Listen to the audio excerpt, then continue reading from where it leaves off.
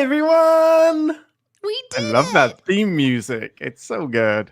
It is so good. We should have some background music while we do our show. No. Oh, I think you're in control of that, right? Can't you do that? But then it's like baked into the audio later.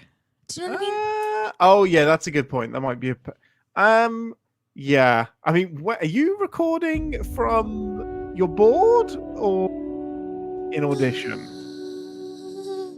I'm using Audition because I don't have a way to do it on my board just yet. Hi Got it. everybody. Welcome to the show where we Technical immediately start talk. talking about technical issues. Yep. Amazing. I'm gonna have to apologize for Reese's today because he doesn't have his doggy bed in here right now, and so he's just gonna be wandering around. He's lost. Come here. Is he being a bit of a bellend? Watch your language, my God. Right. It's been 84 years. It's been so long. It has been a very long time. No new mic, but you do have a fancy board. Yeah. How is the audio on your guys' end, by the way? Good question. I don't have a new microphone. I have a new board. So the board should replace my processor and also the physical soundboard that I was using. And so I'm kind of testing it out. I think it's going to be an upgrade, but it's definitely different. I was actually listening to some audio and it is technically different. I can kind of hear a difference between not having a processor. I technically could put the mic the processor back into the board if I wanted to. It was 90 years. Oh my God, it's so long. Oh. Slab. It was 88 years. What did we miss? That's how long the Bozeman was in that loop. Oh. Bozeman was in the loop for 14 days or 17 days, just like everyone else. What did we miss? I guess the whole first part of the show is going to be us just catching up with you guys on what did we miss? What's what's going happened on in your life? Your guys' worlds. He's falling Sound asleep. seems to be good for everyone. Good, Is the dog good. falling asleep? Yes. Let me just Let me see his eyes. I just You turned, moved so him. let me get him calm again. I love his little legs just all bent up. They were very hairy boys when you returned, I imagine. I missed a grooming appointment right before going on vacation, and then I was gone for a little while from the home, and so by the time that I got back, it had almost been 2 months since their grooming appointment, and they were just big floof balls. Floofies. Yeah. Do you have more toys, Jan? I have one new toy, which is my childlike fidget cube thing that I have going on. That's going to be... I'm going to put it away because it's really annoying to edit out the clicking from the audio. I think I already had the Cerritos playing on Honor Guard. I think we showed that before the break as well. And then the signed soundtrack from Generations, signed by Dennis McCarthy, which makes me very, very happy. It's an underrated soundtrack. It really is, to go along with an underrated movie. His dog is so happy. Oh, yeah, he's getting touched on. Go on. You know those wind tunnels that groomers have for dog floofiness? Can you get those for the home? No, I don't know. Stop it. No, Yeah, because you'll probably. get one. No. Let me look into Getting it. rid of that. Stop it. No. Why did I do this? Why did I This pull is up this good. This is comment? good. I knew Hold you on. would do that. Dog tunnel Floofer. Dog tunnel floofer dryer. Yeah. Mm-hmm. Okay, that is definitely not at all what I was thinking. No. What is it showing Oh, you? look at this. This is a dog dryer puff and fluff. Puff and fluff. That's the Oh my word for it. God. Oh my God. Hold on a second. I gotta show this to you. It's good to be back. It really is. We've missed talking Star Trek. And we've missed you guys. I've missed this show for sure. Let's see if I Yay! My Friday isn't complete yet. It will be in about an hour and a half. what happens in an hour and a half? Well, we'll have done the show. Then that is complete. Oh, I see. Mm-hmm. Oh, okay. I see. Okay. Yeah, are you able to get this picture up? Yeah, I am. Hold on. Check this out. Look at this. Oh no, it's a jacket that you put on them. Oh no. I can't have any dog allowing that to happen. Oh my god, look at this chihuahua. Look how happy this chihuahua is. That's insane. You just hook it up to your blow dryer. Slab says no. Slab just says no. No. Look at this guy. It's just no. Puff and fluff. Can you hear this? No. Okay.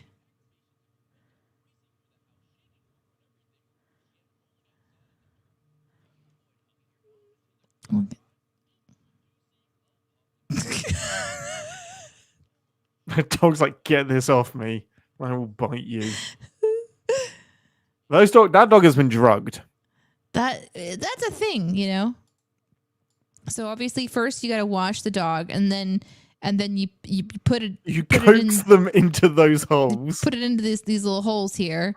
You kind of zip it up, and then you zip them in there. You zip time, and then you attach a blow dryer. That has got to be a like Shark Tank, Dragon's Den product. It's a wacky invention that's solving a problem that doesn't really exist. Yeah, but you know what? What's done is done. It's amazing. Oh, I'm so glad you liked it. It was so Yay! fun.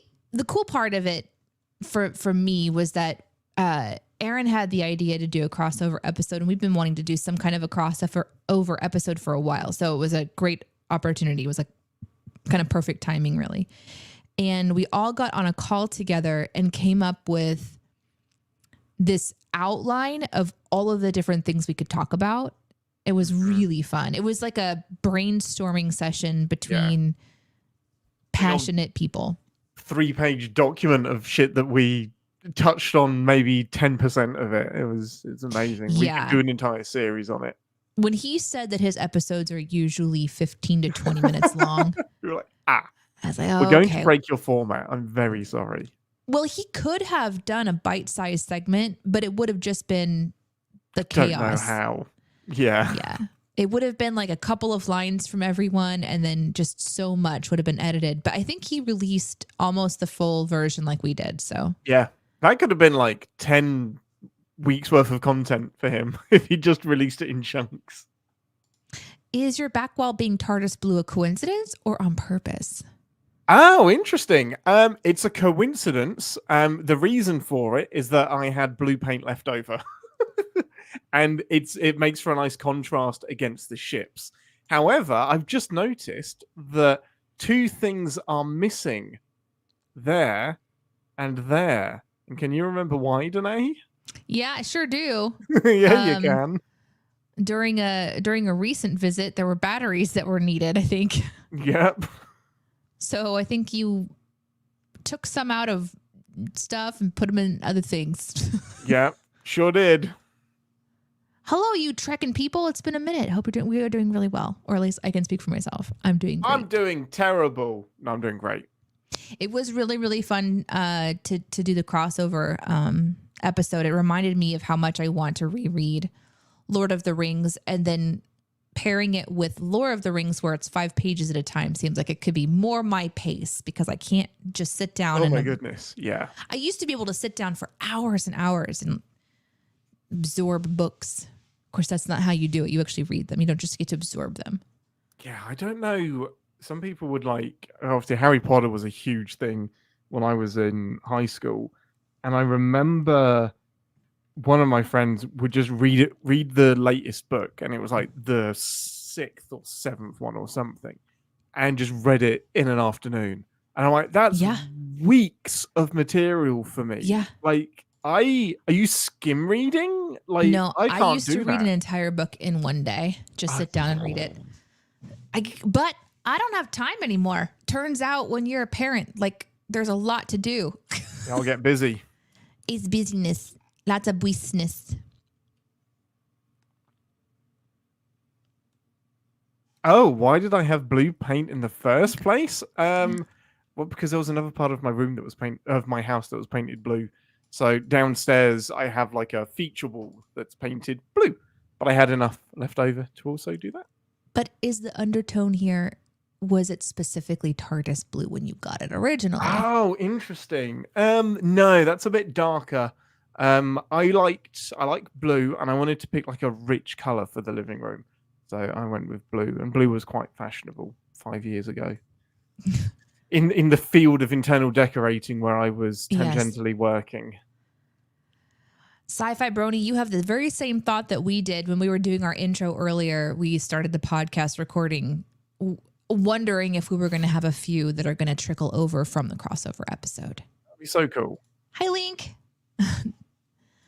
We're going to jump right in and get started, I think, unless you have a story to share or anything that you wanted to kind of to jump into.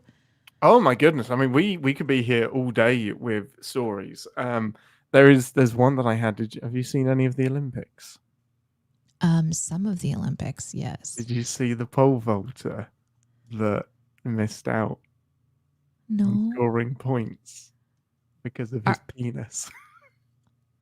Is this what you want to focus your time on, Ian? Yes! We have so many stories about traveling, but this guy is amazing. This guy is so great. I literally cannot. I don't think we can even bring up a picture of what happened, but this guy did a beautiful jump, and his penis perfectly is parallel with the bar and just knocks the bar off. Oh, sorry. I mean, yeah. Oops. I thought, to be fair, I thought you were going to talk about the guy who shot with his eyes wide open with no extra gear, who's become a meme. Oh, the Turkish guy. I thought you were going to talk about the pole vaulter who broke the record, and when he landed, he did the same stance as the guy who's become the shooter meme. Yeah, I thought you were going to go there. Yeah, no. But everyone's covering that stuff. To be fair, everyone is covering the penis vaulter as well. It's an amazing. I have not heard of it, so clearly my Google the image right now. My cool places to get my news don't include penis vaulters. Yeah. Thanks, Ian. I don't think his day included it either. Oh my god. That's amazing. But yeah, well done to everyone at the Olympics who's won stuff and done things. I was going to say before we got started about how do you say the word? Is it Perseid? Perseid? P-E-R-S-E-I-D. P-E-R. I don't know what this word is. S-E-I-D. S-E... Perseid? Perseid? Is it the meteor shower? Yes, it's a meteor shower. Okay, then it's Perseid, yeah. Perseid. I believe, yeah. Okay. Anyway. Comes around every so often. Yeah, every 100 some years. And that was in my news feed this morning. And the reason that I wanted to bring it up is because it's this weekend. So for those of us who are star people, space people, the next shower is going to peak on August 11th. So nice. This weekend. And it's going to be before the dawn. So it's from midnight, basically from midnight until the sun rises is when you're going to have the best viewing conditions. Wait, what time zone? I believe this is based on US, like maybe CST or something. Same question. You have, I think, I know 5 we have a zones? few, but still we're kind of in a general bubble. Let's see. The live stream will begin 9 p.m. EDT. Because you can watch it online for free, much like there was somebody watching some sort of thing on the show today. Okay, so although this occurs annually, there's already anticipation for a meteor storm in 2028. They were saying that this one was going to be more of maybe 100 that you'll see over the course of an hour. Oh, wow. Which so I thought was kind of interesting. That's really cool. I remember this coming around the last time. It's really pretty if you're ever in the right part of the world to see it, which England never is. Or very rarely. That sucks. Yeah. I will answer this question from earlier. Also, Ian, your door is open for once. Explain. It's so that my one and only fan can watch the show. Oh, it's a fan. Because it's a literal fan. Wow. Aren't you clever?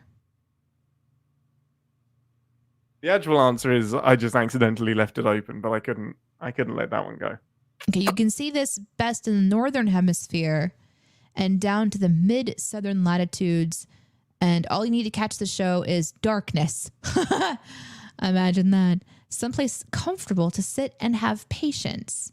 It's a good idea to look for the point in the sky where they appear to originate from, which is the Perseus constellation in this case.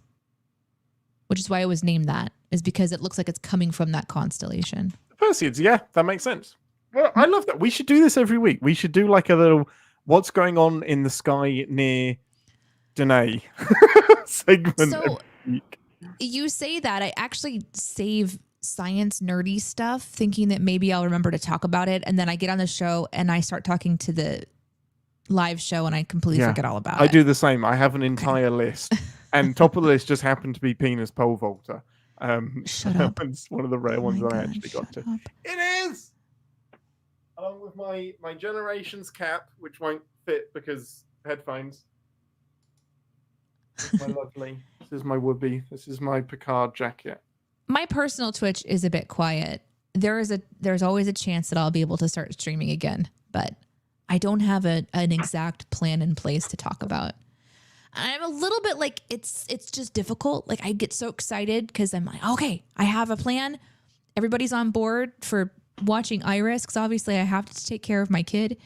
And then something will shift, and you know, when you're the parent, then the responsibility is yours. So I cannot commit to streaming time in the evenings because I gotta be a mom. Yeah, you do. Yeah, you do. Do you have Irish ancestry? Not to my knowledge, but I You do only have red know. hair. I do. I mean, I must be Irish then. That's it. Problem solved. Yeah. I only know as far back as my grandparents. So if my grandparents' parents were Irish, then I don't know. But yeah, I do have a big head. You do put the hat on first and then the headphones. Damn it! That's what I keep doing wrong. So you're ready? Let's Should we do a jump into show? the show. Let's do it. Disclaimer.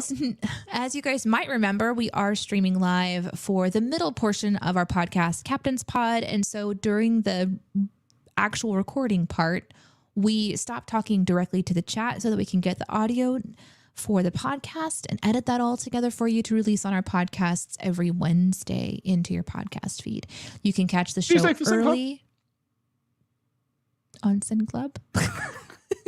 Shit. If you want to join the Sin Club, that's through patreon.com/CinemaSins. Ian and I are both writers for CinemaSins. This podcast is part of the CinemaSins podcast network, but we air live on multiple places, including my personal Twitch at Danae Says, on the CinemaSins live Twitch channel, and also onto YouTube on our CinemaSins podcast network channel. And that's all you need to know. Oh, no, yeah, we're an R-rated show. Yeah, we are. Fuck that. Okay. We do sometimes steal your thoughts. Often. We do sometimes. Well, depends on who is doing it. Ian will steal the sin. I try to tell people who actually had it. No, I think you try do. and distort it enough that it isn't recognizable anymore. That's not true. There is no evidence of that, but there is evidence of you stealing. Absolutely, you can actually watch our old shows that if you ever want to, they exist over on YouTube. So you're welcome to go check those out. Yeah, they sure do, including the live versions of most of them as well. Okay, let's do it. Welcome to 10 Forward, the part of the show where we grab something from the replicator and share our immediate thoughts and feelings on the episode we just watched. Most important question first, Ambassador. What would you like from the replicator? Ooh. Do I go with a worm basket? Yeah, I'm going to go with a worm basket today. A worm basket? Yeah, the worm basket. Do you mean the bowl of gah? Yeah. It has a name, Danae. Listen, I am not that cool. I don't know the names. It was a basket of worms. So Before you ask for that, do you know that it's best served live? Well, like those worms are living. I did notice the wiggling, Ian. Okay, good. I was aware. I just wouldn't have pinned you down as somebody that likes to eat food while it's still living, but I'm proud of you, honestly. I didn't say I was going to eat it. You just want to carry this your pet? Are you going to rescue all of the gas? That would be your arc in Star Trek. Like, what is her mission? I'm here to rescue all of the Klingon worms from being eaten. Listen, it wasn't just the Klingons eating them, though. There were other people that were in the market eating them, and just slowly, one at a time. You know, Justice for Gah. That is one of the few storylines I've never seen. That's beautiful. I love it. Well, I mean, I want one of the fancy new tricorders with the purple stripes down it because, I mean, duh. I mean, what else are you gonna pick? That was one thing I forgot about Lower Decks is it often starts with a little vignette type of a thing, and then there's no callback to it at all. Like, there's no other moment where this tricorder appears, and I hope that maybe in the new seasons it does have that, because clearly this thing has potential to create some really great episodes. Yeah, absolutely. Well, with that, Ambassador, give us a synopsis. In today's episode, we are reminded about the differences between Boimler and Mariner, who only because of the time jump. If you listen to episode 1 and you're jumping to episode 2 with no reference in between as to how much time has passed since we watched episode 1, I have watched many episodes of Lower Decks sprinkled through their seasons, which is the only reason I remember anyone's name. Good job. At this moment in time, like if we had just gone from episode 1 to 2, I'd be calling him Boim Boim and her that one girl, I think. That one girl. And was it Robot Boy? Pissed everybody off for Robot Boy and Green Girl as well. Yes. I just have to move on. Just let Danae call them whatever she's going to call them. That's right. So there's an away mission where the differences between Mariner's style and Boimler's style are very evident. He continues to just showcase that he's a by the book person, but he has this moment when he starts to doubt himself and his knowledge. And we get to see a little bit of Mariner's heart and how she has more dimensions than maybe you would assume. We also have a really fun moment of seeing Rutherford shift jobs, which gives us a really interesting look at all of the different arrays, the different organizations that assist in running the ship. So we get to see him attempt to go into the medical world, into security, into leadership. And that was kind of a fun reminder as the different places that you can end up inside of the ship. It's kind of a perfect introduction, isn't it? To here's the different divisions within Starfleet. Like, it's still being kind to new viewers, which is really fun. Yeah, it was really, really fun. I don't really think anything else major happens in this episode. I think you're kind of reminded that these are just fast-paced little miniature adventures that are alarmingly packed with self-references. Yes. Yeah. This is... That's maybe my biggest downfall of it. No! Is as a person that doesn't understand most of the references, I feel totally a little bit like I'm missing something. This is a show that is for the super fan that loves the references, that can kind of, but it goes so fast. It'll make a reference and then it'll make another one and another one. So it's and like, I wonder if that's deliberate, because it goes by so fast, because it's not hanging a hat on it. It's like, if you get it, this is for the super fans, go for it. If you don't understand what was just said, don't worry, just move on, find some context clues. But it is my biggest kind of hesitation with recommending Lower Decks to new fans, because I don't think this is a show for new fans. I think this is a show for that you're going to get 100% enjoyment out of if you have lived and breathed, specifically TNG, Voyager, Deep Space Nine, and a little bit of TOS. But it really is for like the 90s generation of Star Trek fans, because there are so many deep cuts. There's stuff that I miss completely as well. I don't know that it always gets that balance.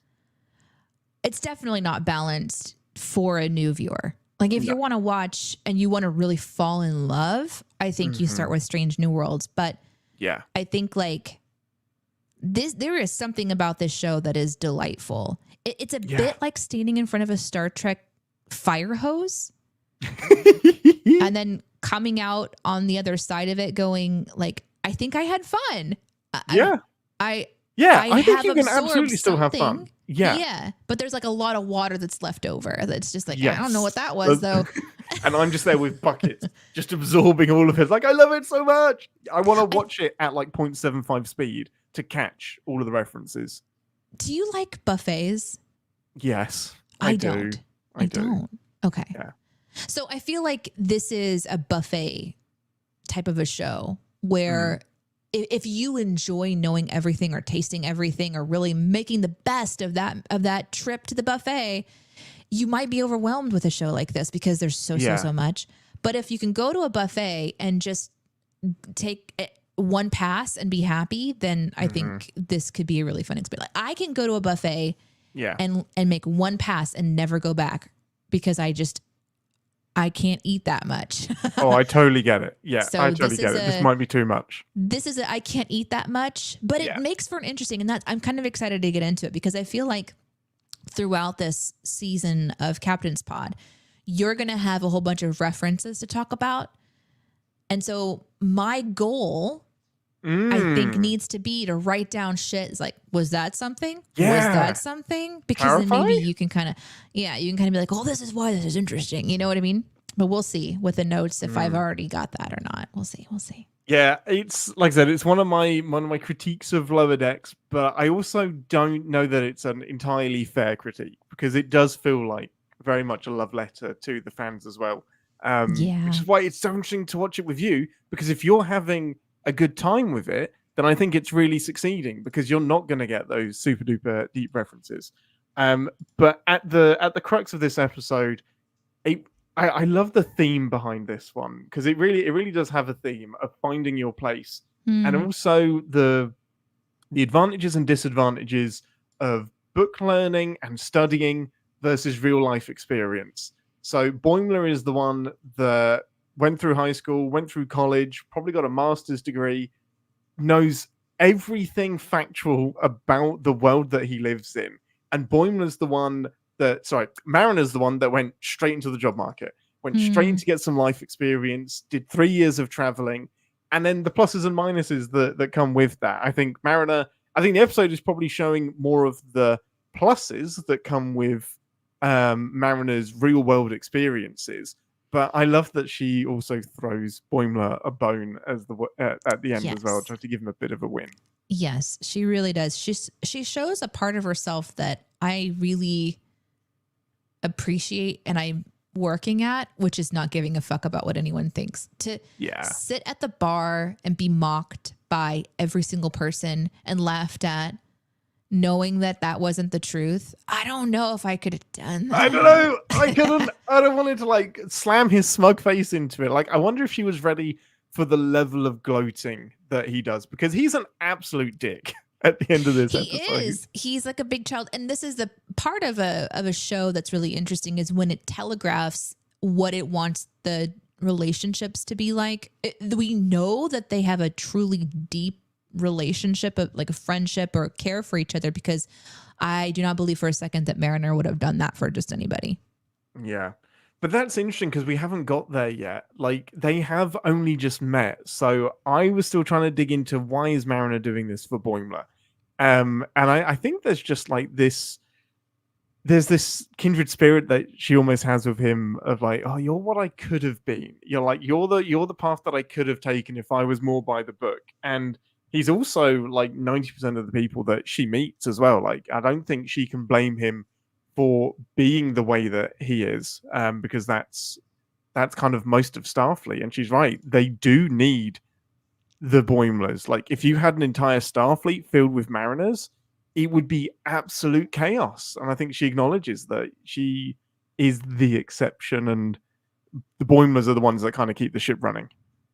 Thanks to Wandering in the chat for reminding me that they have known each other for a year. I still don't think that she would do that for anybody, even if she'd known them for a really long time. But maybe I'm wrong about Mariner's character. We are really early in the series, though, and there's some things obviously we know later on. is really that they weird get married because and they have children, which is wait, how stop every it, story needs to stop. end. Every I'm woman really needs to glad. become a mother to complete, Indeed. themselves. I'm really glad that they didn't go that route. Spoilers with Boimler and Mariner. What? There is spoiler.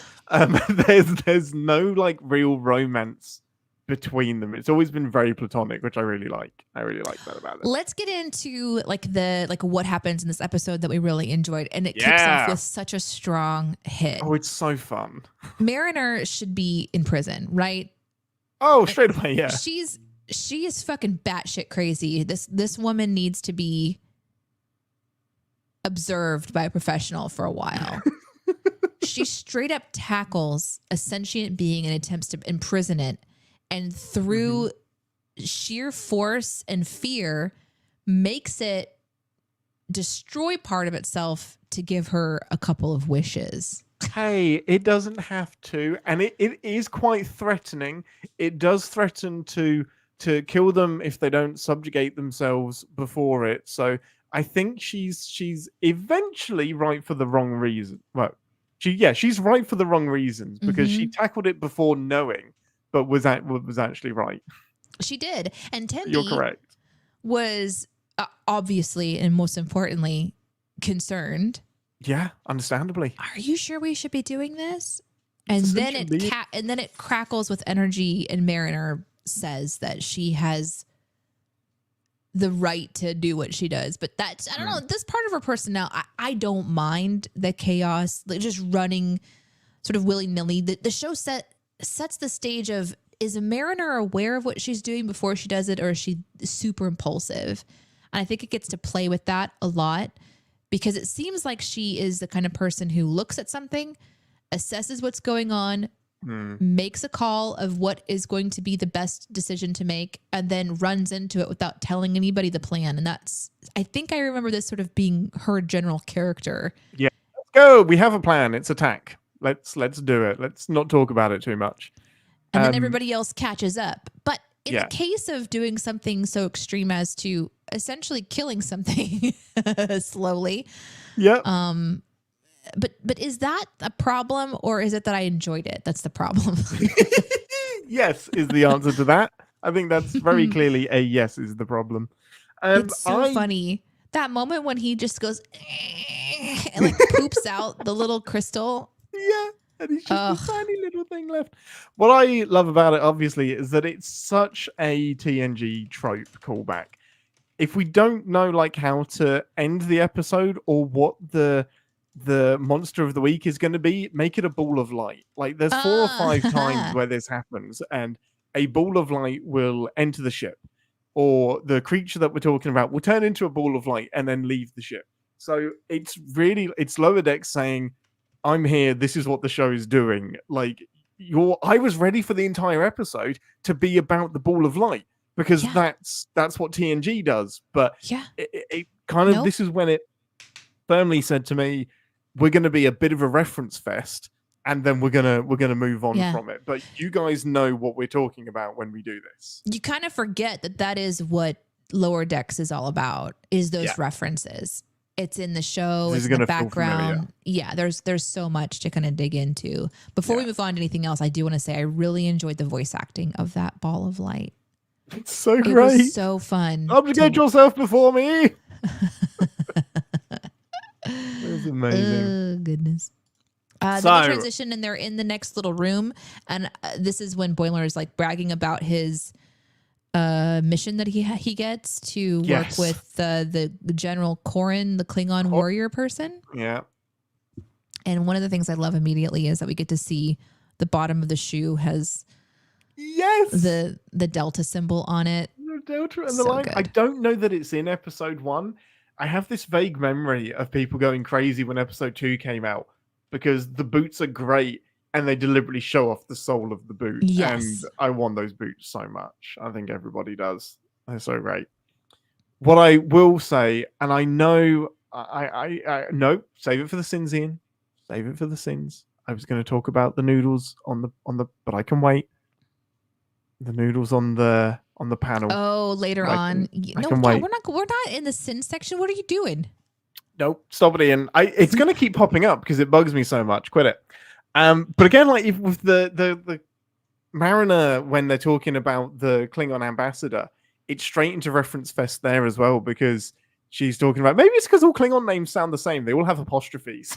And it's like they do all have apostrophes, and it's the first time we've kind of seen Star Trek hang a lantern on all of these things and say, yeah, we know, but you also love it. It's almost like they gave the writers permission to make fun, and they just I'm sure that was the MO is just lovingly rib every cliche that you can think of. Is this the Klingon warrior that we see later? No, it's a different one. Okay. It's not the same. His name I'm pretty sure it's not. Did not sound familiar to me, but I can't remember the name of the other one that was. Yeah, I don't in the think we see video this game. person. Okay. Yeah, I don't think we see this person again. Okay. Oh no, the one that's in the video game, I think that was Martok. Yeah, that was General better. Martok. Yeah. Yeah. I think he was leading up the D&D with the apostrophe. Game. Yeah. Yes. I don't know if Martok has an apostrophe. That's a good point. He might be the only one that doesn't. Lloydie just said, was it Orf with the That's fucking funny. Yeah. Orf. Mm-hmm.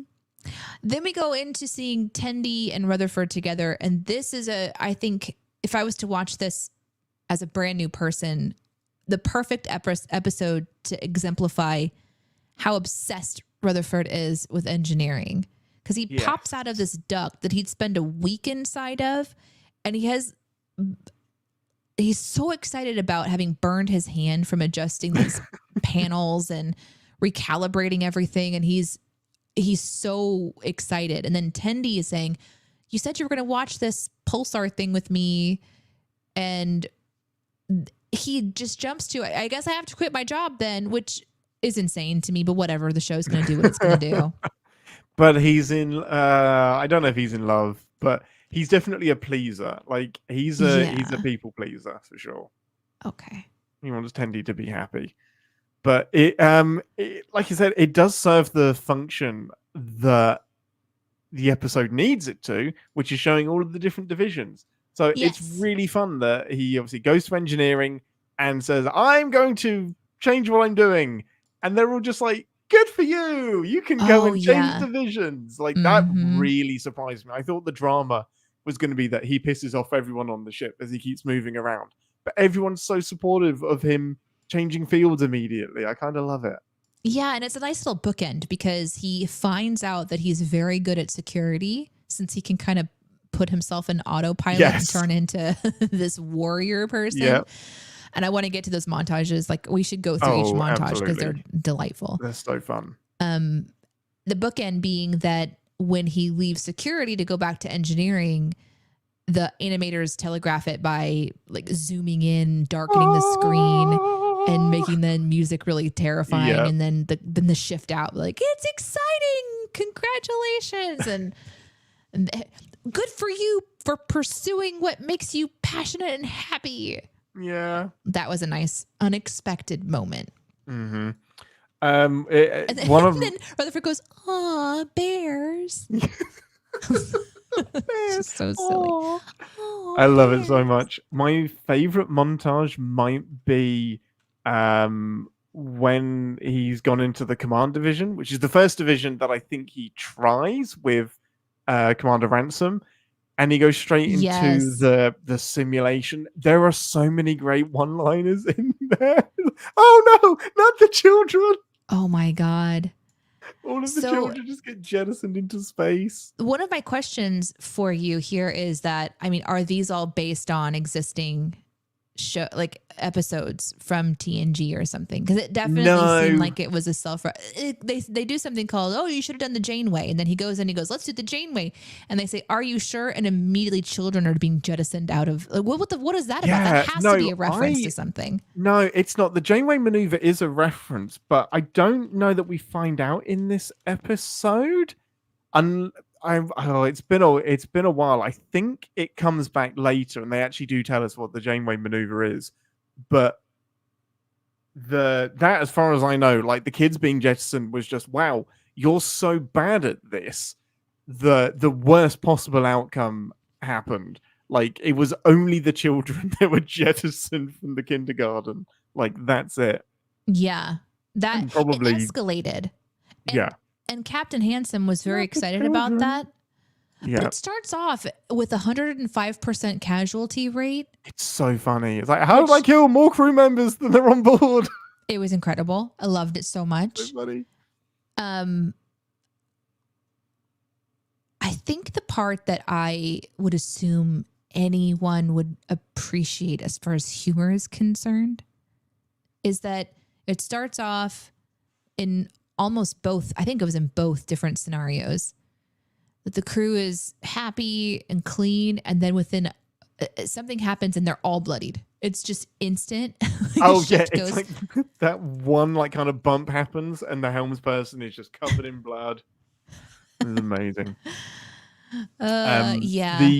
The other, there's another great reference that Ransom makes where he's talking about command and the joystick of command or something.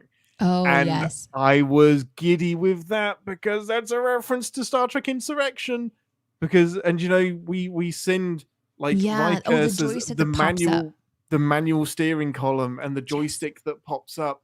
And it's just beautiful that Ransom is the one that loves this incredibly dorky, stupid thing that doesn't make any sense. But Lower Decks is also just like, we're not giving anything a pass. Like, all of the dumb stuff in Star Trek, we're also going to reference that as well. Like, we're not going to let you forget that the Enterprise was steered with a Windows 98 joystick steering column that it absolutely should not be just because it's cool. So yeah, amazing. I love that so much. It's amazing.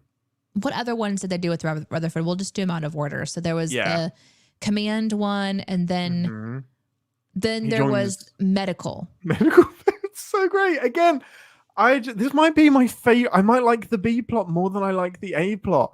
It's just hilarious. He's tasked with looking after this patient and keeping him calm. And he's just like, just think about the pulsing warp core. Like, the warp core is where I got burned. Oh my God, those are dilithium burns. How did you survive? It's so great.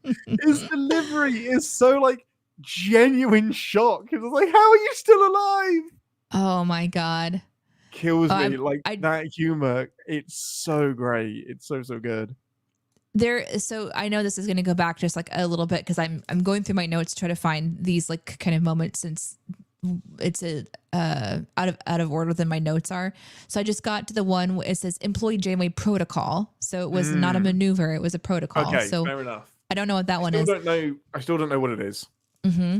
And then it says there's a new simulation directly in path of an asteroid. He does the Janeway protocol, and then they go the kindergarten on deck 8 is and oh no, all of the pre-K, all of the children have been ejected into space, and then the Captain Handsome says in thousands of simulations that's literally never happened before. It's amazing. And I just hear you giggling in the background. Yes. like you sicko.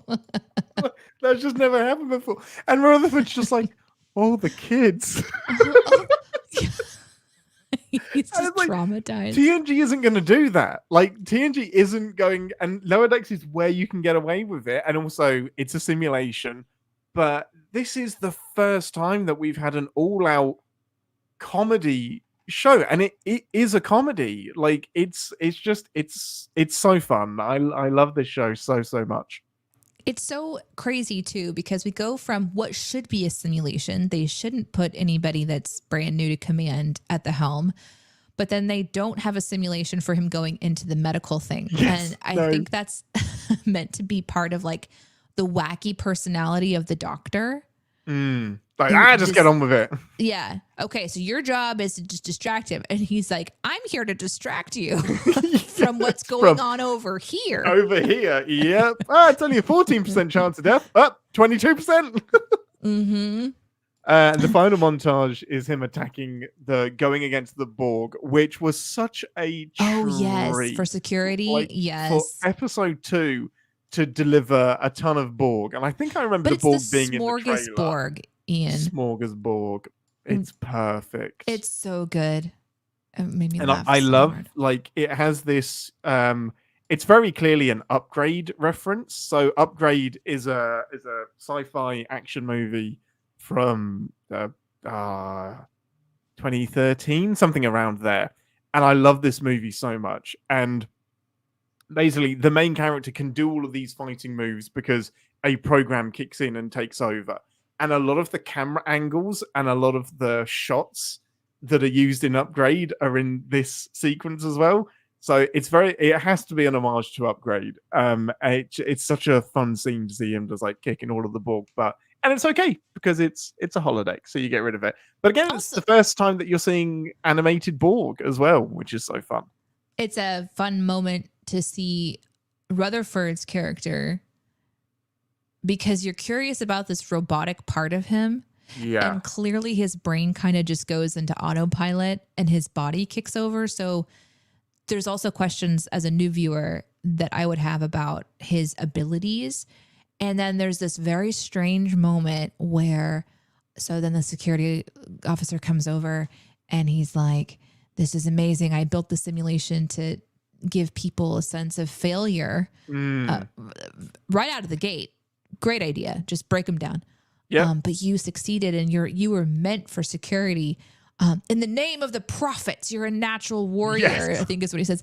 And Rutherford, another clue as to his curious character, says, okie dokie. Okie dokie. Just so happy, like completely removed. Yes. And he's just The least glancing warrior thing you could say. Yeah. So it kind of is fun. It transitions to where he's taken over and this great speech about how his blood runs yellow and black, like they're their team, and then he just sort of is glancing over to this Jeffries tube, just so in love. And at the end, Tendy's, oh, I'm so glad to be here with you, and she's watching this event on her iPad. I'm sorry, it's not really an iPad. What's it called? It is. Pad.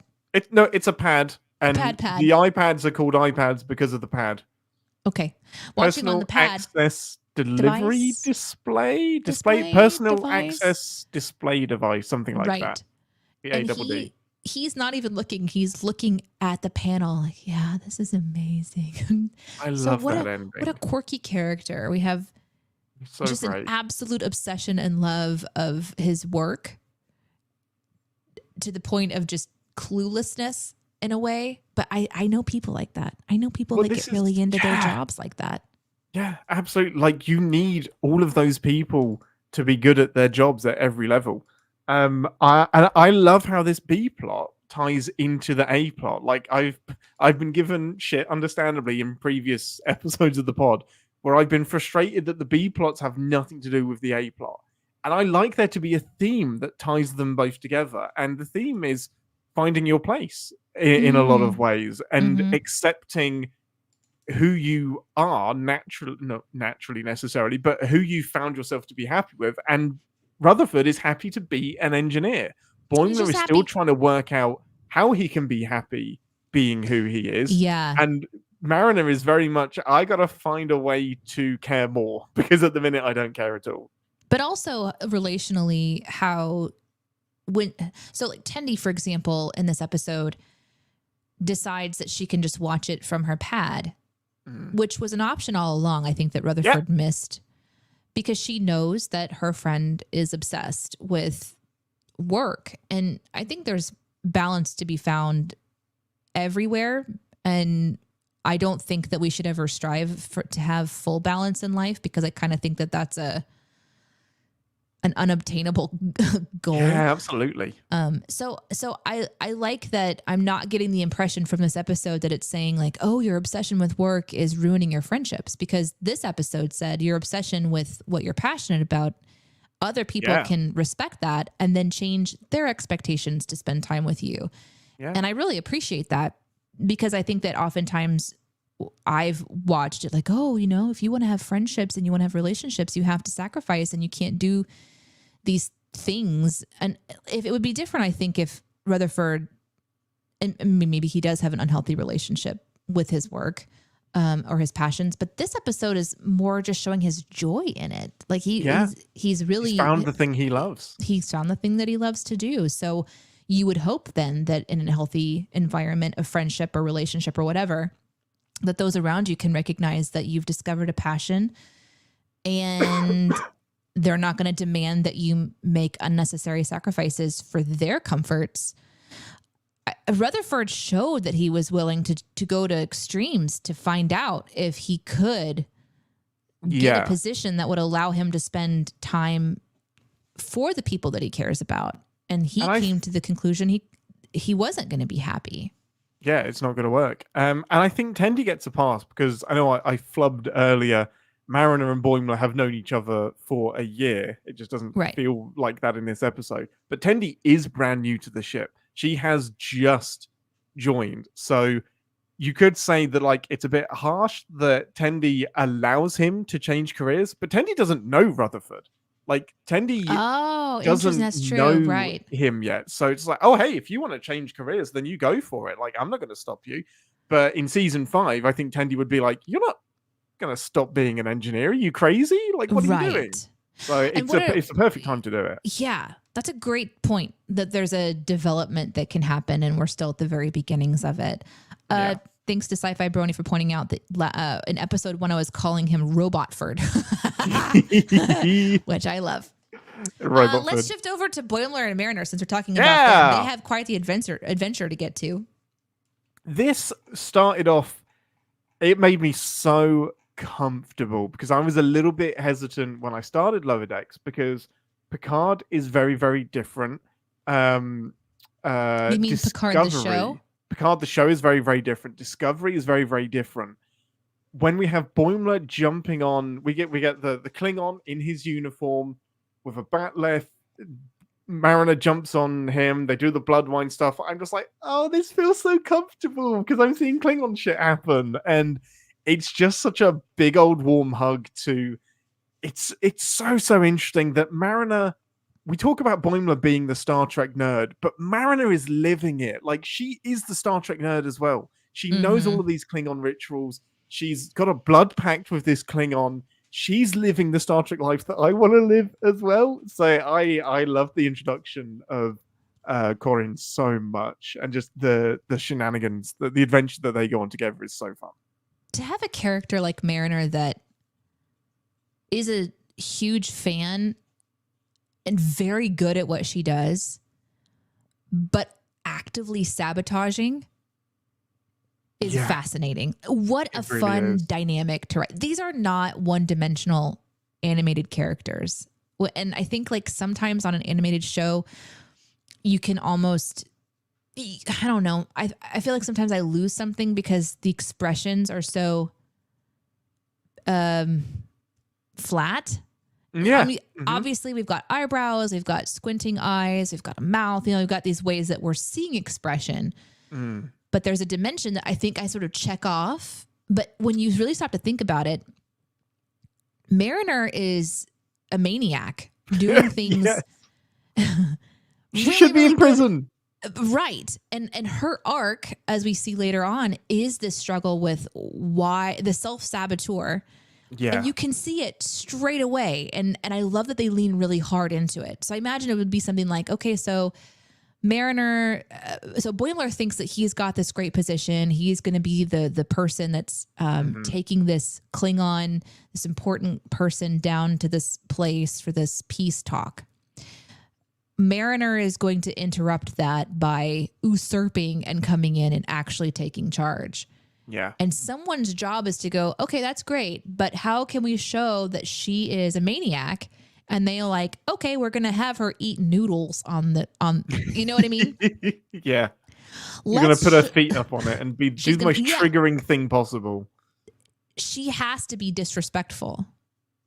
Yeah. And it's meant to evoke something in us where we're not quite sure where she lands on all this stuff. It's fascinating because it's in my sins, obviously, but the fact that the liquid and food on the pinnacle of technology, like everyone loves the LCARS system and everyone loves the TNG tech and all of the gadgets. We all want to play with it. So to have Mariner spill noodles all over it, it's like taking the Star Trek manual and just shredding it And we're just like, Mm-hmm. this thing that you hold dear, we're literally going to spill noodles and broth all over it, put our feet on it. And that's what Mariner is doing, while Yeah. also flexing that she knows more about Trek than we ever will. Right. And that's the dimension of this character that I imagine every single time the writers get together, they're passionate about an element of this character and they want to make sure that it's showcasing itself. I imagine that Mariner is written by multiple people who all want to say, okay, I want this chaos part of her to be present. Okay, I want this intellectual part of her to be present. Okay, I want this heart part of her to be present. And they're all sort of, around this table going, we got to make sure that Mariner has all these dimensions. It's really fun to watch. And she's a fascinating character, especially in this episode, kind of at the very end, you get to see that heart that she has. But it starts off with her just being an absolute, you would think that she'd give Boimler a heads up, but she loves fucking with people. That's another part of her character. Like, if we were going to have a little bullet point of all the things that Mariner is, fucking with people is probably number one. She just loves. That's what gets her out of bed. Yeah. 100%. Yeah. Yes. What Let's can I do go. Who can today I and fuck not with tell today? anyone my Yeah. plan? Yeah, exactly. So But they this get on is this the- adventure. And I love that when he shows up, it's another Klingon thing. Because in episode 1, she Klingon attacks Boimler and stabs him. Oh, it's perfect. And so here we get to see her actually jump to it again. So. She really has this affinity with the Klingons. And this really is the perfect mission for her. I can see why she jumps on it, because she knows the person being envoyed. She knows it's just a delivery mission. So it's the perfect opportunity to just fuck around. Like, this is a bit of shore leave for her, because she's like, what's the worst that's going to happen? He turns up to the thing drunk, as a Klingon would. There is no way she can really fuck this mission up. Have you ever gone on vacation or on an adventure with anybody like Mariner, who sort of has such confidence that they know that things are going to be okay, that you're sort of calmed and feel a little bit okay, but then the part of you that's the planner that needs to know what's going on is the Boimler in us is just but how do you know where the next gas station is unless you've planned it, I lived with that person for 3 years and he drove me crazy at uni. Yes. It's so annoying. How do you know everything's going to turn out okay? Just will. Ah! Damn it, Benjamin. I have to plan. But yes, oh my God. He steals the shuttle and runs away. And I love it so much. And they just run through this planet and just give us a little tour of some different classic species. Korn. Did that on Vulcan and on Earth. Just casually not mentioned in any debrief. Want to give us a heads up, boy? Mariner, thank you. But yeah, I love it. It's the perfect way to show us how Boimler's book learning doesn't have the practical applications that he thinks it does, and Mariner's being out in the galaxy kind of comes and saves the day. And I love the moment with the lady that's trying to seduce Mariner. Okay, but before we get there, can we talk about the Boimler walk that he does? Oh yes, I've got that in my notes as well. Because the power walk. So they get where they land is in the Klingon district, in an unsecured district, because that's where he wanted to land. And so Mariner's like, yeah, let's do that. They get out and she's like, we'll just beam back. And Boimler is upset. The ion field has disrupted the communication transporter. I now understand this reference. Yay! You understand what ion fields do. No, I don't get that reference, Ian. I get that there's always a reason that comms and transporters don't work. Oh, that's the trope. Okay. Yeah, you get the trope. You get the cliche. I get the cliche. Yeah, I get it. As soon as you hear ion field, that will start popping up more and more. You're like, oh yeah, that's okay. But there has to be something that blocks transporters and communications. Yeah, there has to be. So then they have to walk, and I don't know how I didn't lose it. But watching the animation of his hips swinging in his power walk was maybe my favorite part of the episode. And he's talking about how Section 31 walks this way to conserve energy. It's amazing. It's no faster, but it's technically conserving energy. What you're going to love is I don't think you'll remember this, but in Strange New Worlds, in the live action crossover, he does that walk in person. We see actual what's his name? Quaid. Oh, what's his first name? In the episode where he does the Riker maneuver that was Riker. unplanned. Yeah. Oh, okay. But I think this was Jack Quaid. Oh my God, that's so funny. It's through the hallways of the Enterprise, like he's in a hurry to get somewhere, and we just see him in reverse do his little Boimler shuffle, and he was just like, he didn't think they would let him actually do that stupid walk, but he does. Oh my God, that's so funny. Great. So when we eventually rewatch that episode, you'll be giddy. I think we did talk about it, but I didn't have a point of reference. Of course not. No. Because I don't remember seeing it until now. And I'm glad that this was my first time because it's so animated. His hips are swinging and he's got his arms kind of tucked up. He is mall walking and it's fantastic. Yeah, it's amazing. I love it. Here's one of the first times, though, that I wrote something down that I was like, okay, what is this? It's a reference because he says, I think we're violating the Khitomer Accords. The Khitomer Accords. Yeah, what's that? The Khitomer Accords are basically the thing that stopped humans and Klingons fighting. It's basically like, here's an official end to hostilities, and it gets referred back to so many times in Star Trek TNG, just all over the place. So yeah, it's basically keeping a level of galactic peace. So it's like saying the Geneva Convention, or like something really important like that. Like if you break that, you're in trouble. Well, I also don't understand how walking like that does conserve energy, but maybe that'll be. That's because you're not part of Section 31, Danae. Okay, that's true. That's true. I really hope there's a Section 31 movie coming out, and I really hope somebody walks around like that. I would love it. Just someone in the background. Anyone who cosplays as Boimler has to just be walking like that through the convention halls, you know? Absolutely. In this section also, there is a walk kind of through the market, and this is when they drop multiple things. It's like the Callans that are isolationists, and then there's Taxors, and then there's a couple other things that they mention. And I'm thinking to myself, man, I don't know what any of these things are, but I'm sure someone's like, oh, I know that. So some of them I don't, and some of them I'm pretty sure are made up for this episode. Or they're just like, there's so much that I'm going to miss as well. If they're just mentioned in one episode of TNG, of TOS, or one episode of Enterprise, I'm going to miss it as well, because I haven't seen those episodes over and over and over again. But this is what I love as well, is those deep cuts. It's so fun. Is the creature that implants eggs in throats so that's a the new first, one to us? I think that's a new one. It's the first that I recognize it. Jamaharon is not. What is a Jamaharon? What is Jamaharon is sexy time.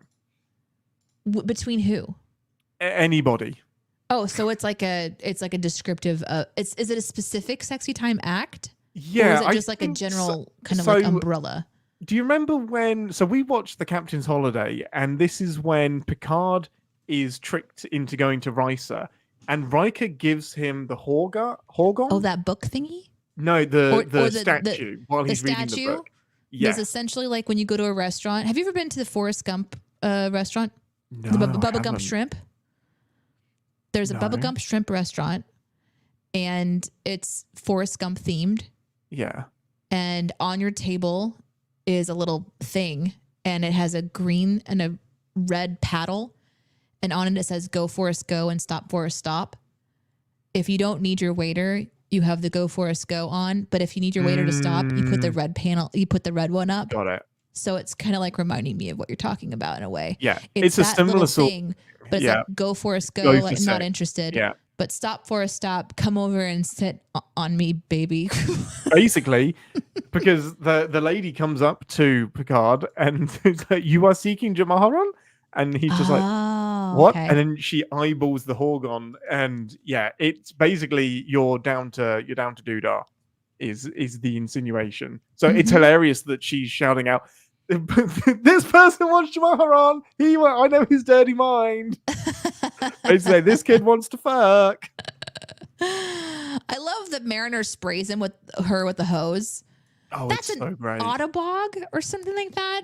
I wrote down the Yeah, word and Autobog. I've I don't know. never heard of a. It was Yeah, pretty cool looking though. it's really really cool. The sudden like face things, and that was the giveaway for me that I don't think we've seen this person before, because that kind of sudden reveal of a facial thing would be very hard to do in TNG times and TOS times. Usually, the alien that you see is the alien that you get, and then some transformation with flashing lights will happen. There's not usually a kind of human face and then face um tentacles, not tentacles, whatever that face shield thing Yeah. was, whatever it was that came Yeah. out. But yeah, I love it so much. I'll be ready to stand corrected if anybody emails me if they were in one episode. Yeah, let us know. Or something. Then we go to Andorians, which I do know about.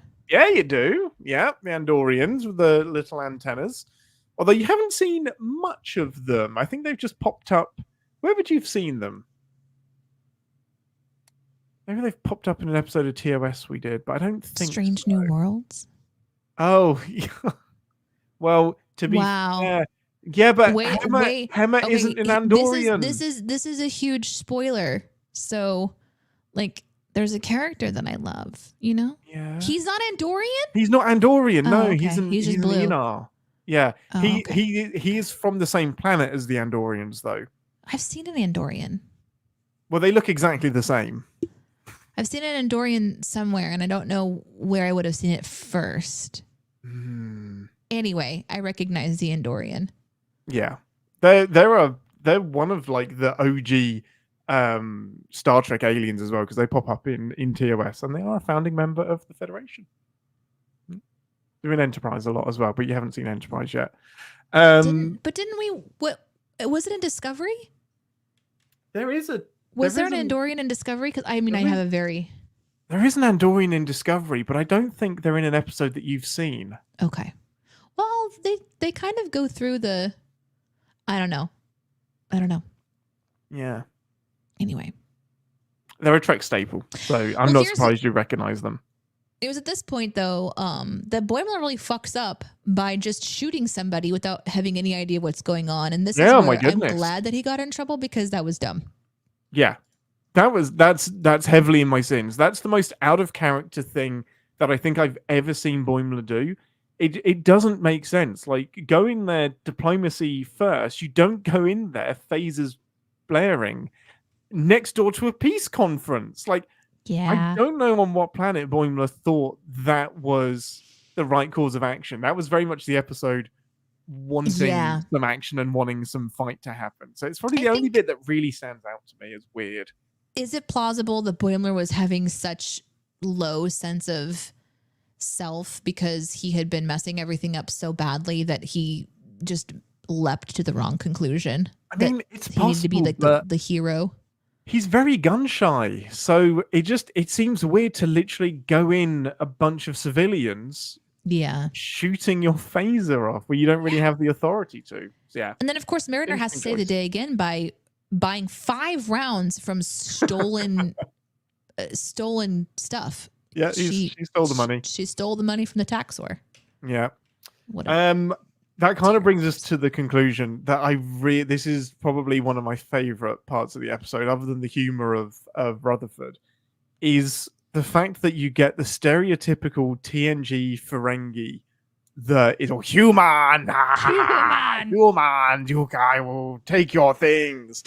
A representation of Ferengis that the actor that plays Quark, Armin Shimmerman, has apologized for, because he was one of the very first Ferengis on screen. Before he played Quark, he played a different Ferengi in TNG, and all of them were like hunched over gnomes that were like, human, you will listen to us. And Quark in Deep Space Nine really elevated the Ferengi and gave us so much more depth to them, even though he's the one that started this Ferengi stereotype. So it's so fun that the Ferengi in this episode is your typical Ferengi, but ends up being a monocle-wearing family man that's planning a vacation. It's so perfect. It's so much. I did like that. I really like that. I don't know when Mariner made that call, but there's a scene. Oh, hell no. Yeah. That's in the alleyway just after the bar fight where we've seen him be broken, pierced, cut, and he's out there with his pants down, which was really interesting. Did you notice Yeah. that his pants were down? Yeah. It cracked me up. I thought maybe he was Yeah. pooping like in that No. barrel. Tending to his wounds. And she takes the random leaf, and the show continues to tell us that Mariner knows what she's doing. She's able to look around and go, oh, that's this plant. And this plant, when you do this with it, does this This thing. will help. And this species does this when it does this thing. And here's the science for this. And this is how I know these things. She's brilliant. This is a person that's very bored and is making drama to have something going on in her brilliant playground. Yes. Where we are all in Mariner's playground here. And she's so confident she can fix it as well. And poor Boimler is trying to figure out who he is in this playground. And in this moment, he's like saying, I should study bugs and then get it eaten and then make a distress call. And then they show up, but I'm already dead. And what they figure out is based on my final Shakykin video log. Is that a reference to something? That is an amalgamation of every different Star Trek episode you can think of. There's always, they turn up at some abandoned science outpost. Everyone's dead or missing. They download the logs. There's lots of disruption. And then they find out the mystery, and it's always something weird. So it's a combination of lots of different episodes that he's just like, I should be the instigating factor in an episode. I shouldn't be the person on the Enterprise solving the mystery. I'm the thing that I'm the person that bad things happen to, and I'm like the side character that you never get to see other than in a shaky log. So that's he's what he's saying. It's so clever because he's so demoting clever. himself to side character of a bottle episode rather than the main character on the crew. It's so clever. Is what triggers Mariner. She's like, don't say that about her. Like she's we're not going to end up star on some mining asteroid. Or no, I think the offense was that he was going to become like a botanist or something. I don't know. It was on a research asteroid. Yes, a research asteroid. And this really triggers her, and I'm sure gives her the idea to message her buddy and kind of kick off the Ferengi situation. That it's such a well-crafted episode. I love it. I really do. It's so good.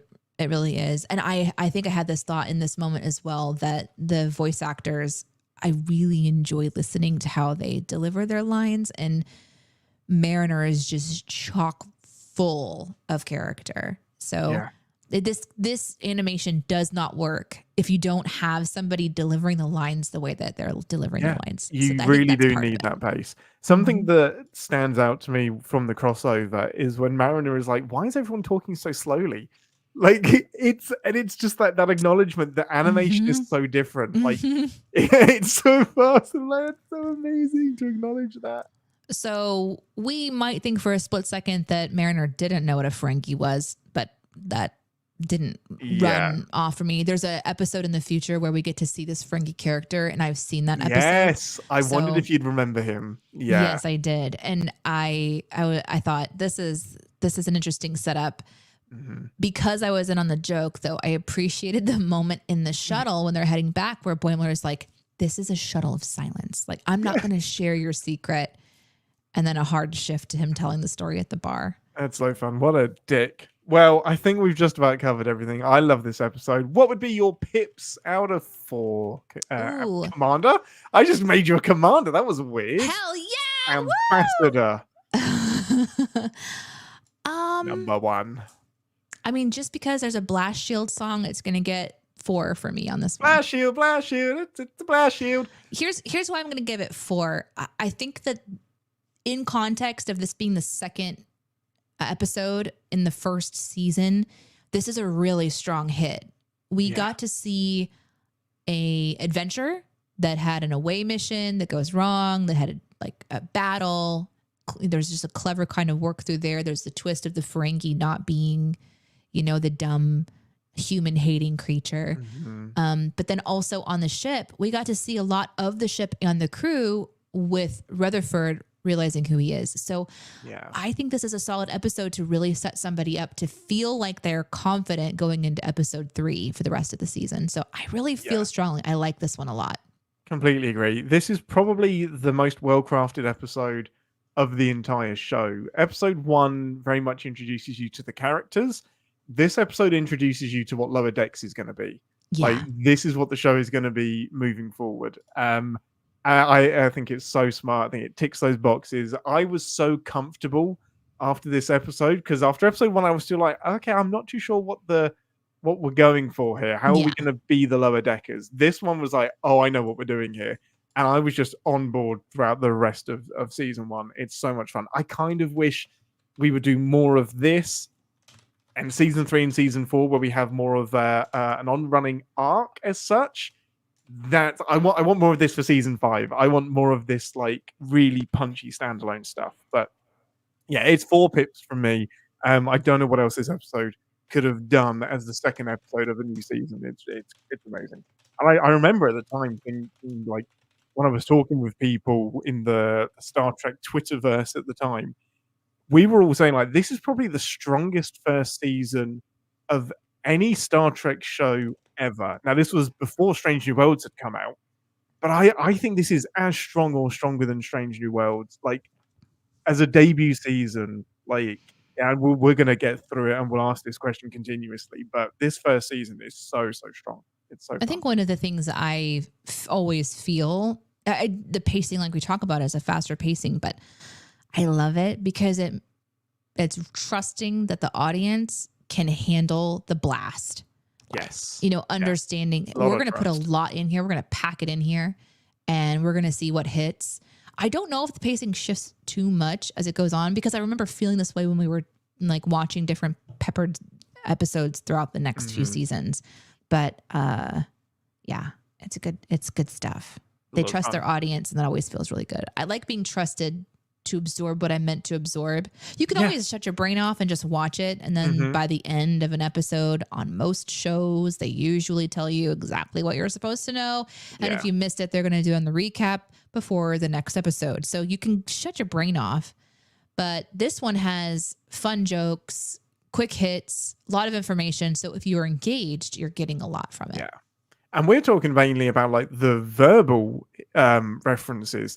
There are so many visual references, just props in the background. Like I love going through this again because I'm always looking in the background now for some random artifact or just some notepad in the background or something. I was like, that's from this episode that I never thought I would see again. Yeah. Just draw it and put it in the background. It's amazing. Super fun. Having said that, we know there are sins, so let's head over to engineering to get some dilithium burns. I can't believe you're still alive. I need to put like a little red alert sounder on my new board. Yeah, you do. Here we go. Ready? Wait, hang on a minute. That wasn't it. That wasn't it. I think I had. Wait. I uploaded these. Did you give your pips? I did give my pips. I did 4. I missed it too. I did. No, wrong one. It's a damn black it. alert. I don't have. I have 10 forward. Okay. I have this one. They changed. That's not it. That's not it either. I I can change my voice. Do you change my voice into a robot? Do it. Okay. I'm now a robot. It's really good. Like Did that's that work? seamless. Yeah, it's completely seamless as well. It's really fun. Resistance is futile. I could do the monster. Okay. That's if I do this. But if I lower my voice. Oh, that's better. Sorry, I should. You sound like the beam of playing. light. The little so beam sorry. of the little dot of light at the beginning. It's amazing. Okay. With that, let's head over to engineering. I've already done this though. Hang on a minute. What did I say? Do you have some dilithium burns? 2 to beam out. I'll give me a fresh 2 to beam out. 2 to beam out. Transitions, man, they're hard. Did anyone notice the red alarm? It's amazing. Red alarm. Red alarm. I think I'm gonna have to do that for lower decks. That's so funny. I love it. Did anyone notice that I finally changed the transition from 10 forward? Sorry, from the intro into 10 forward for Realm of Fear. And instead of using the Voyager transporter beam, I used just TNG's transporter beam. And I was expecting people to be impressed. This is like what happens in the writing room for this show. And like, I drew this in the background, but nobody noticed. No one mentioned it. No one mentioned it on YouTube. Because we didn't actually write anything into the episode that drew people's attention to it. Yeah, Nobody you noticed drew that the an arrow pencil on was it. actually the pencil that was on the desk in this particular episode. They don't use pencils in the future. That was Yes, they only that. Yeah, but only him. Only what do you call it? Infinity Guy. I've completely forgotten every name in Discovery. Anyway, Povich. going back into the Sims. Anyway, into this one.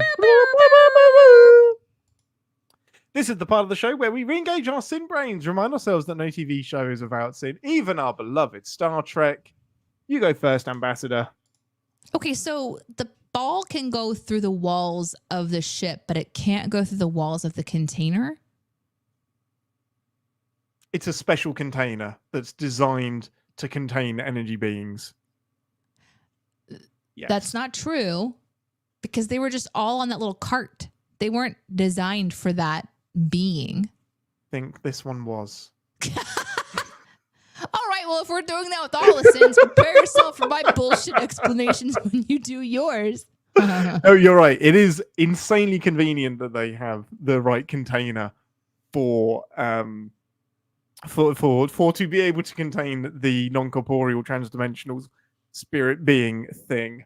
My first sin was that it should not be this easy to change divisions. You, especially medical, and we kind of mentioned it, but it should not be that easy just to jump into medical and start doing things. It would be chaos if everybody could suddenly shift departments, because then you could lose your most skilled people, and everyone should be a little bit more perturbed that Rutherford is changing careers. Here's a sin from the chat from Pinging that says, nope, pining. There's no extra G in there. Pinning. Sin for fan, throwaway gag, Captain Freeman wondering if she needs a cool way of going to warp. Quote, it's warp time. I forgot about that. Oh, I know. so- Again, it's such a like cliche because like everyone needs one. Everyone has to have their own thing. And I don't know that Freeman gets one. I can't remember if she actually, I don't think she That's gets funny. one. Warping time. What's your next one? My next one is there's another tropey cliche thing. The Chief Engineer Billups is gushing about how amazing Rutherford is. And it's the cliche that a character will gush and say how amazing someone is as if they know the character is about to say, I'm going to disappoint you by not being with you anymore. And it just kind of amps up that tension. Boimler calls the Bat'leth a sword. That's got to be a sin, right? Like he would know. Yeah, Boimler, I'm just going to hold your sword now. He would. He does know that's a Bat'leth. And even if he gets it wrong and calls it something wrong like I do, at least I'd try. Even if there's no way that Mariner or the Klingon would not have been offended by that. I think, and Wandering makes a good point in the chat, Bat'leths are a type of sword. What? Yeah, they are, because There's got to be a better way to call that. That's no. Sword of Kalis, Okay, which is okay. an ancient Bat'leth. So I Like think a it is saber is a fair. sword, says Flyboy. Y'all are crazy. Those are special. They're special devices. A sword. Why do they have different names if they're all swords, people? Right? Speaking of specially named swords, I can't believe that the Daktag, which is the Klingon dagger, is able to just pierce that console so easily. And if it does, I'm amazed it still works. Yeah, But I that really was- just wanted that to was a say lot. Daktag. Okay, Phil says that Worf at one point said swords are fun. Okay, fine. Yeah, I think that's in Picard. I think he Sean says says Bat'leth literally translates to sword of honor. The left part means sword. as in Wow. Mechleth and Okay. Kurleth. I think This is Kurleth why is the one we're that really Worf glad that I'm not invents. writing these actual sins for our episodes. Yes. Because Although I would, I the think I would have fans caught would you go on that. nuts. Yeah. I still thought it was sinful. Thank you, everyone, for undoing my sin.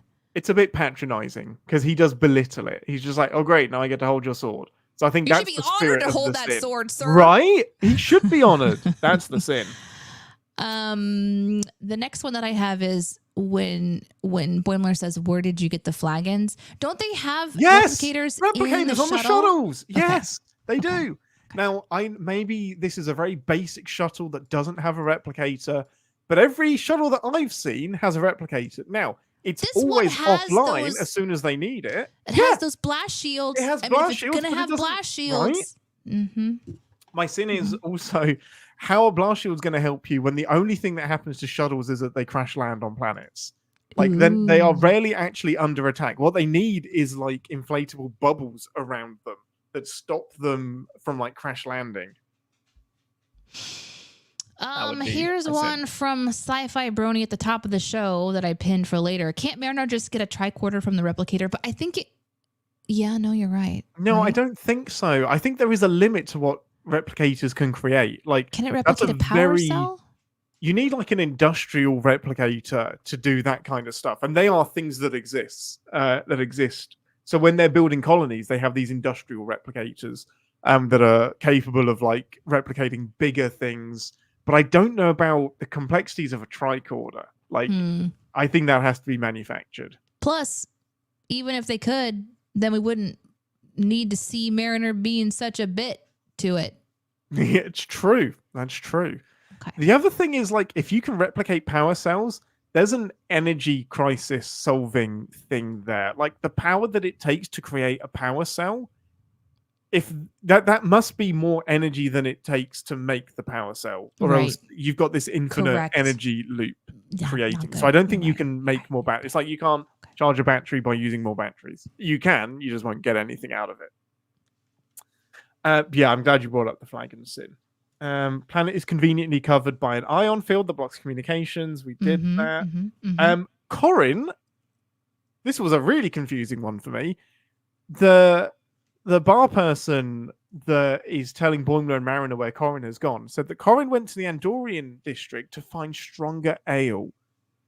Are we saying that the Andorians have stronger ale than the Klingons? Because I don't think the Klingons would let that fly.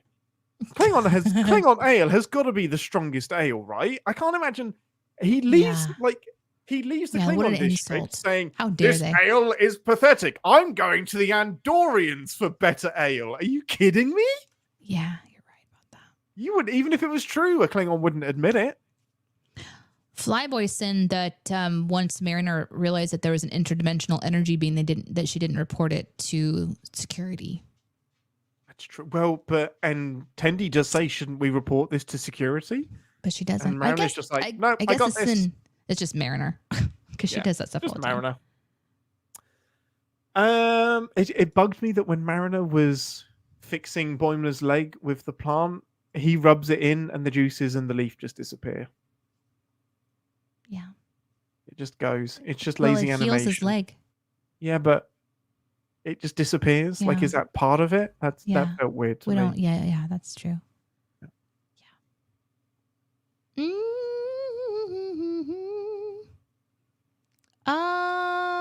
Let's see.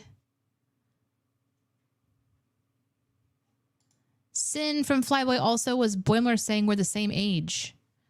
The sin was, are you sure about that? We learned later Mariner has been promoted and demoted multiple times. The writers may still be fleshing things out. Don't care. Yeah, that's a tricky one for me to reconcile as well, because it means if it has been many years, that means Boimler has been stuck as an ensign for a long, long time. So either Mariner is progressing really fast or Boimler is going really, really slow. So there's something, in order to pack in this much backstory, Mariner kind of does need to be older than everyone else. But maybe she's hiding that. Maybe she's hiding that fact. Yeah. I'm not entirely sure why Boimler buys that Mariner doesn't know that Ferengi is a Ferengi. Yeah. I like, really? He's so low. He can't see straight. He's shooting people Yeah, and I he's guess believing really, really questionable really dumb things. things. Like, I think she overplays the dumbness so much. Like, there's no way that that's a Bolian. Bolians are blue. Come on.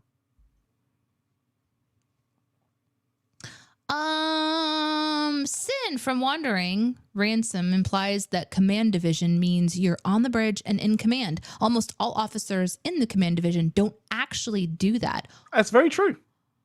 There are a lot of people on gold uniform people on the bridge. Yep.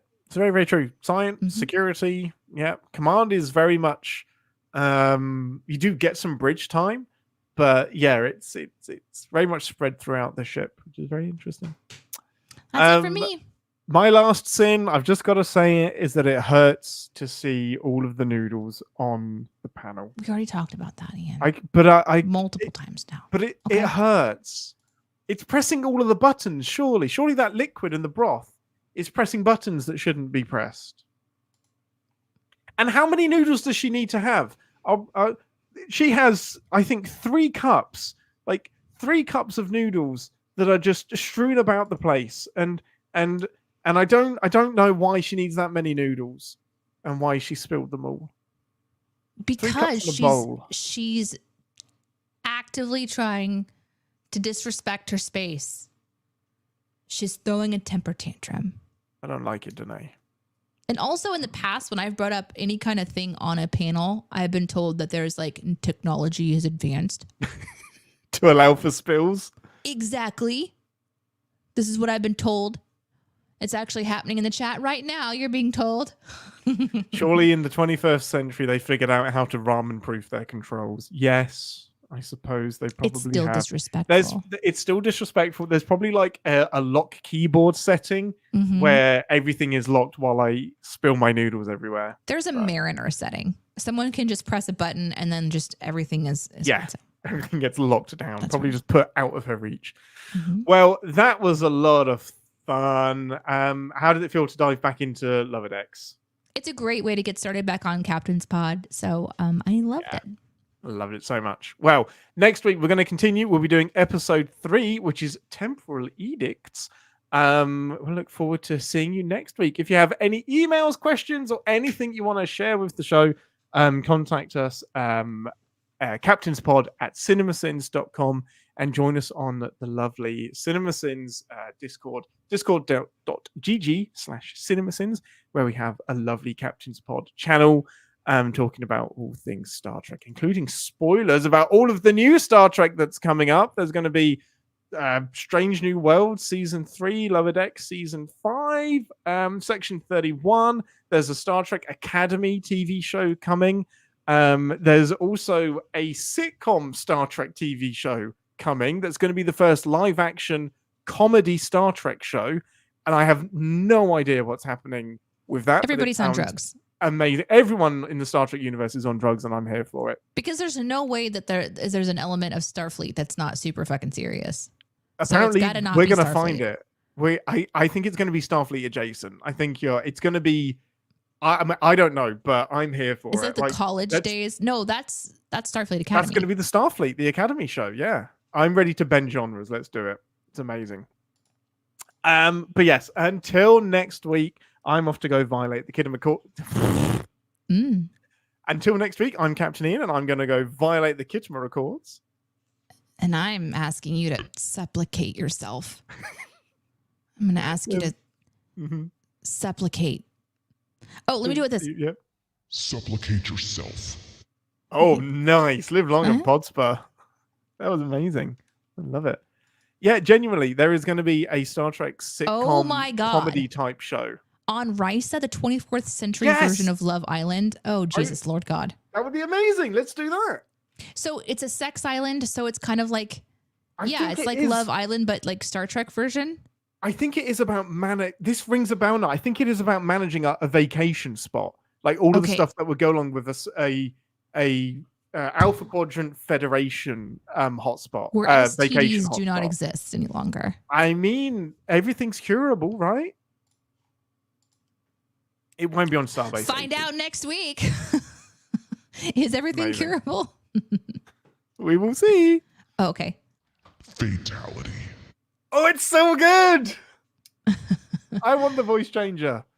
So at the end of the previous episode, Boimler doesn't turn Mariner in, and she decides appreciatively to take him under her wing and get him to captain. Oh, okay. Yeah, I guess that's probably a big part of it. That's isn't good. it? I forgot Yeah. that part. You're my Great Chardich. Thank you for doing that. Guys, thank you for being a part of the episode. I'm going to take a quick moment to go figure out what Reese's has been trying to tell me, which thank you, chat, for being worried about Reese's throughout the episode. I really appreciate that. What was happening is that my dad and my daughter are making noise out there. They're making food, and somebody came over as well. So he's like, "Hey, Mom, there's some things that are happening out there. I should probably go check it out." So I'm gonna let him out. Bark at them, please. He probably does. Danae say, "In a world without hope." Okay. In a world without hope. Wow, that even gets the whisper. It picks up all of your voice. It's really good. It's really, really good. I hope the recording picks this up. And don't fuck it up. Sorry. I'm so sorry, everybody. It's finally happened. I finally Go let got the that dog board that out. I've always wanted. Was it? Perfect. It really Right. was. It sounded just like the Mortal Kombat fatality. I don't know what that is, but I'm happy for you. For Video this game. Video game. I don't know why she has to leave. She's just going to open the door. Anyway, let's get back to reading some. I'm actually going to read the instruction manual to Klingon Honor Guard because this has a really cool book that comes with it. Thank you, David Ellis, for sending us this. You remember when video games used to like come with cool shit like this? Like, so these are the games that came out at the same time as this game was released. So we've got like an advert for Falcon 4, which sounds like a Top Gun game. Air War. What's that? Guardians Agents of Justice. XCOM. I definitely remember XCOM. Starship Troopers. Star Trek The Next Generation. Klingon. Oh my god, that's this. It's so cool. I love this so much. This is the actual manual that comes with it. I miss these books so much.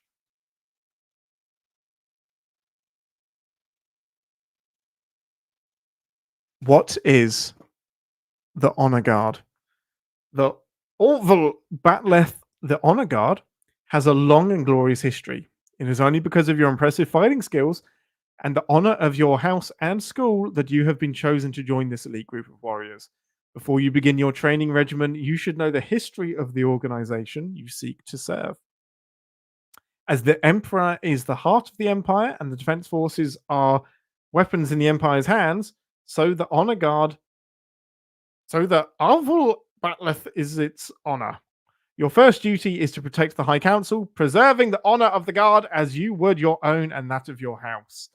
I cannot wait to play this game. I'm going to hopefully be able to stream it. Yeah, that'll be fun. It's too bad we couldn't both do that. I know. I miss the old games too. It's on a freaking disc and everything. Look at this shit.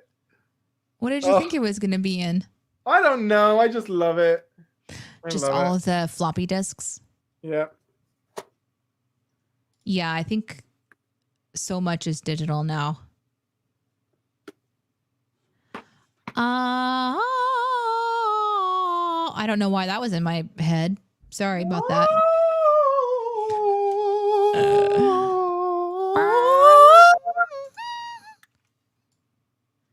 All right. I hate to cut this short because I want to hang out with you, but we got works to get back to today. Yeah, we sure do. We will return next week for the live show. It should be in our regular window instead of a little bit earlier. Thanks again for letting us shift and change. To follow any updates, make sure that you're subscribed to, or not subscribed, make sure you've joined us on Discord if you can. We also try to give our updates on X as well. So yeah, I will pop the next episode in the schedule, 12:30 CST. Yes. So we missed you guys. It's fun to come back. We will see you next time. We love you guys. Bye. Goodbye.